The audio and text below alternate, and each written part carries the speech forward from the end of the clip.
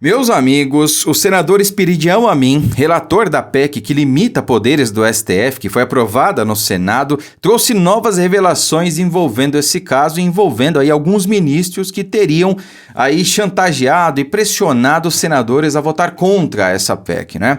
Além disso, nós temos aí uma notícia não muito boa relacionada ao Nine, né? Como todos sabem, ele vem dobrando a aposta e recentemente ele tem sofrido algumas derrotas no Congresso Nacional. E, lamentavelmente, parece que ele sinalizou que vai indicar Flávio Dino para o Supremo Tribunal Federal. Realmente parece que ele está dobrando a aposta, né? Não sei se ele está jogando um verde, se ele já combinou alguma coisa ali com o Pacheco e com os demais senadores, com o próprio Alcolumbre, né? Lembramos que o Alcolumbre ele quer voltar para a cadeira de presidente do Senado, então pode ser que ele tenha feito algum acordo com Lula, não sei. Mas o Lula, neste momento, indicando Flávio Dino para o Supremo Tribunal Federal, só pode ser loucura da cabeça dele, o que é bem possível, né? Talvez não provável, mas é possível, né? Talvez tenha bebido uma água que passarinho não bebe. Ou então ele sabe que o terreno já está pronto para receber Flávio Dino. Sei lá o que vai acontecer, né? Vamos começar com a notícia aqui da revelação grave que traz o senador Espiridião Amin. Vejam só. Bomba! Senador Espiridião Amin se disse perplexo com assédio de ministros do Supremo a senadores e fez grave revelação, né? Temos aqui um vídeo onde ele fala a respeito. Ele estava ali numa entrevista, acho que era na CNN. Vejam só. Eu vou aqui tornar público um fato. Eu não vou contar sobre a conversa do ministro do Supremo criticando, junto a uma emissora de televisão, o que dizia o ministro Rui Costa. Ontem, o Rui Costa deu uma entrevista aqui na Globo News, no Jornal das 10. E eu estava no Jornal das 10 e, antes dele entrar, um ministro do Supremo falou o seguinte: acabou a lua de mel com o governo. Traição rasteira. União com os bolsonaristas contra o STF, depois de tudo que aconteceu, Jacques Wagner precisa renunciar à liderança, senão acabou o papo com o STF. Para quem não tinha visto, né, esse trecho aí, acho que é Natuza o nome dessa jornalista, expondo que um ministro ligou para o Rui Costa, o ministro do STF ligou para o Rui Costa, pouco antes dele entrar ao ar ao vivo, né, para dar entrevista, e disse que tinha acabado a lua de mel com o governo. Quer dizer, como assim acabou a lua de mel? Havia uma lua de mel, uma relação ali amistosa, de proximidade entre STF e Executivo Federal? Cadê a independência dos poderes, né? E aí ele está dizendo aqui que ele devia, o ministro ainda falou que o Jacques Wagner devia renunciar ao posto de liderança do governo. Isso, ora, se isso não for interferência no outro poder, eu não sei mais o que é. Sabe, já passou da hora de certos ministros aí pegarem o seu banquinho e deixarem a casa, serem pichados. Eu quero só ver se o Pacheco vai tomar alguma atitude, né? Mas vamos continuar aqui com esse vídeo. Porque notório é o roteiro da falta de espírito republicano nesta censura e intimidação a senadores e ao Senado, que você suscitou. Quero dizer o seguinte: um desses comensais desse jantar negociou comigo, olha aí, e com o líder do governo e com o presidente do Senado, Rodrigo Pacheco, foi o autor da emenda, o texto do parágrafo 3º do artigo 103 desta emenda constitucional. Um destes 5 comensais do presidente Lula, vocês falaram de um jantar aí, um dos 5 comensais negociou comigo o parágrafo 3º do artigo 103. Que história é essa de agressão? Que histeria é essa que justifica que um ministro do Supremo chame quem votou isso de pigmeu moral? Que história é essa? Nós não estamos na Uni. Se eu estivesse na Uni fazendo um discurso, eu também fui estudante de...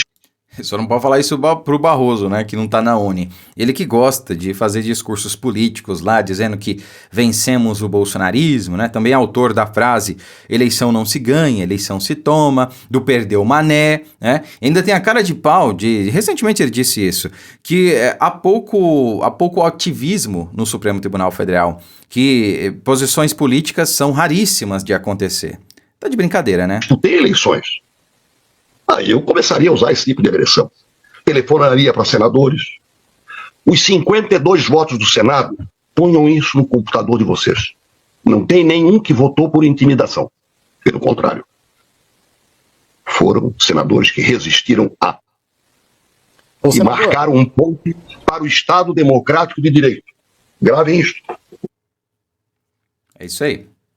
Marcaram um ponto para o Estado Democrático de Direito, né? E olha, você atacar os senadores por qualquer proposta que tenham aprovado, ou no caso proposto, né? Você dizer que eles são pigmeus morais, como falou o ministro Gilmar Mendes, enfim, você tecer comentários, sendo o ministro do STF, tecer comentários sobre a aprovação de alguma medida, cara, isso sim é antidemocrático. Porque a democracia que vigora no Brasil é baseada no sufrágio universal, que é o voto, né? Que elege os seus representantes, por onde nós exercemos o nosso poder, todo o poder emana do povo, que o exerce por meio de seus representantes eleitos. E aí nós temos os 3 poderes, né? E que deveriam ser independentes e harmônicos. A partir do momento que um ministro do Supremo Tribunal Federal, membro e representante do Poder Judiciário, ataca senadores por uma proposta que está lá sendo aprovada, isso fere a democracia. Isso é um ataque à democracia. Isso é ser antidemocrático. Ora, não é essa gente que fala em Estado democrático de direito, em democracia e etc. Interferir diretamente em outro poder, isso é ser democrático? Você ligar para um senador e falar, olha, vota contra essa PEC, isso é ser democrático? É uma pergunta aqui, estou fazendo um questionamento. É democrático um ministro do Supremo Tribunal Federal ligar para um senador em tom ameaçador, intimidatório, quem sabe até em chantagem, e falar para ele votar contra essa PEC, isso é da democracia? Eu acredito que não, né? Então quem é o antidemocrático aqui? Somos nós? Ou são certas figuras aí, né? Fica aqui o questionamento, tá? Agora, o presidente Bolsonaro, ele falou uma coisa bem interessante a respeito dessa PEC, né? Ele foi questionado e disse o seguinte, ó, abre aspas, não vi nada demais, diz Bolsonaro sobre PEC que limita poderes do STF. Olha só, abre aspas porque ele falou. O Senado decidiu, não vi nada demais na PEC. O que diz a PEC? Traduzindo para todo mundo entender. O que 594 debatem ao longo de anos e depois o presidente sanciona ou veta e o Congresso derruba o veto, eles não querem que uma pessoa apenas decida e derrube o trabalho dessas quase 600 pessoas. Quer dizer, algo parecido com o que eu falei no vídeo de ontem, né, de anteontem. Não, é totalmente impensável a gente ter ali quase 600 parlamentares que são eleitos para legislar, né, que estão ali há anos debatendo uma lei, aprovam uma lei, e aí um único ministro que não recebeu um único voto sequer suspende, anula essa lei. Isso é totalmente impensável. 220 milhões de habitantes, 220 milhões de pessoas elegem quase 600 parlamentares para fazerem leis. Esses parlamentares fazem as leis e aí vem um único ministro que não teve um voto sequer e suspende essa lei. Isso é totalmente surreal. Não dá para aceitar esse tipo de coisa.